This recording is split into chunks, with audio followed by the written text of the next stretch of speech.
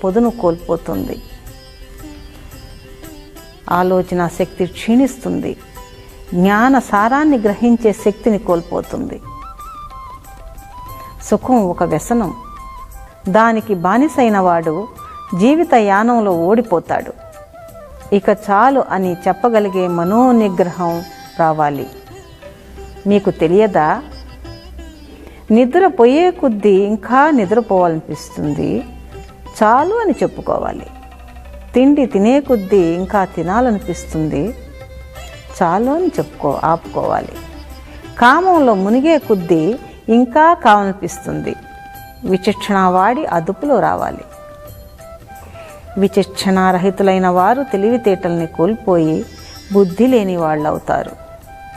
ఇంకా ముందుకు ఆలోచించండి. సార్వజనికంగా మనుషులకున్న కోరికల్ని పురుషార్థాలంటారు. అవి 4: అర్థ, కామ, ధర్మం, ముక్తి లేక మోక్షం. అర్థం అంటే ఐశ్వర్యం. కామం అంటే అన్ని రకాల నా కోరికలు. ధర్మం అంటే పరోపకారము. ముక్తి లేక మోక్షము 4వది. కడపటిది అది కారణరహిత ఆనంద స్థితి.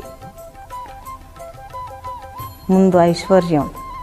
అది లేకుంటే కోరికలు తీర్చుకోలేరు, పరులకు ఉపకారము చేయలేరు, ఉన్నత చైతన్య గతులు పొందలేరు.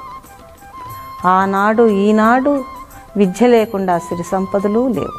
అందుకే ఆ జీవన పర్యంతం సుఖము మంచితనము నిలవాలంటే ముందు చదువుల మీద మనసు లగ్నం చేయండి. చదువుల మీద ఏకాగ్రత చిత్తులవ్వాలంటే మీకు మీరు కొన్ని నియమాలు నిబంధనలు ఏర్పరచుకోవాలి.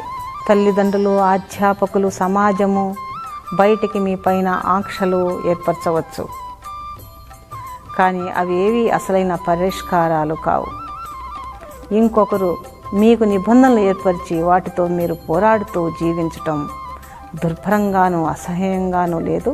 మీ జీవితాన్ని మీ చేతుల్లోకి తీసుకుని మీకు అవసరమైన నియమ నిబంధనల్ని మీరే స్వయంగా ఏర్పరచుకుని అనుసరించండి. అసలైన ప్రయత్నము సాధన మీరే చేయాలి.